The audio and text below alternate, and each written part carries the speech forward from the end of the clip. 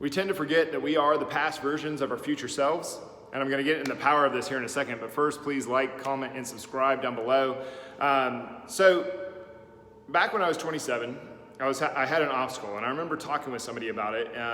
And this person goes, she goes, well, have you asked your 10-year self? And I was like, I don't know what are you talking about? And she goes, your self in 10 years, what he would do if he could come back to now with what he knows.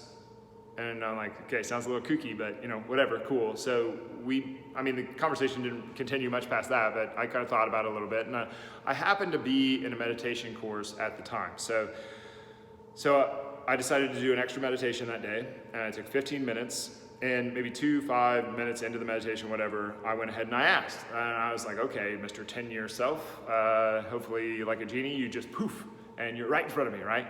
And so, much to my surprise, it kind of was like that. It was like this presence of another being there. I don't know if there actually was. I don't know if I'm reaching through time in the cosmos or whatever, but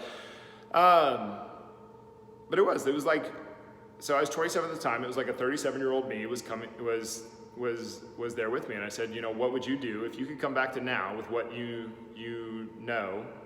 What would you, if you could come back to my now with what you know in your now, what would you tell me? And he goes, well, what would you have done 10 years ago? I'm like, well, 10 years ago I was 17, I was playing football. Like totally different scenario. And he's like, well, what would you have done different when you were 17? And I got a little frustrated, and I was like, what's with this guy? Anyway, timer goes off at the end of the 15 minutes, and that was the only question he kept asking me was, what would you have done different 10 years ago? So I sat there and I was like, okay, well, and I had this notebook right in front of me. So I started making a list. This is what I would have done different. Maybe it was, I would have shown up 30 minutes early. I would have woken up a little bit earlier. I would have been more strict with my nutrition, whatever the things were, right? Things that I could have improved upon when I was 17. And I made a huge list. It was like two columns of a whole legal pad. So the next day I'm like, okay, well, I'll do this again. I'll do an extra meditation, and I'll ask him again what he would do if he could come back in time to 10 years before where he is now.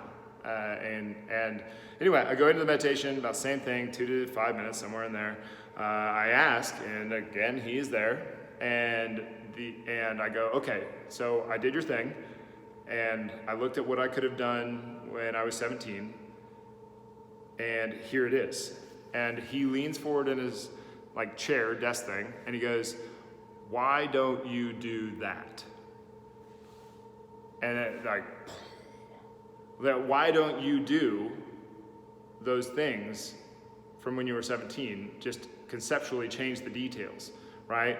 It could be showing up on time, it could be eating better, it could be exercising more consistently, it could be reading, it could be whatever it is that is in your way was probably similar to the things that you were allowing to be in your way 10 years ago. They've just changed the details a little bit, so it kind of escapes you at this time. And that was a huge realization. So now you can sit down and you can ask yourself out in 10 years what you would do different now, knowing that it's probably about the same as the things that you were doing to get in your way 10 years ago. It's the same thing as when people say, man, I could have done, it's like, well, you can. You still have the opportunity to do what you could have done just from the past version of your future self, which you are. So it allows your brain to wrap around a new perspective on you, because you are so close to the project that it makes it very difficult to do any of this. And this is one of the big things that hold people back. It's why we ask people, imagine where you could be in a year if you start today. Because we don't tend to do that. We tend to go, oh, well, I'll do it tomorrow. I'll do it tomorrow. Oh, I'll do it tomorrow. I really got to get to that. I really should, whatever the thing is. We all do this on some degree. So what are the obstacles that you can pull up so that you can push out into your life? This is one way that you can take advantage of taking action on the things that you already know you need to do.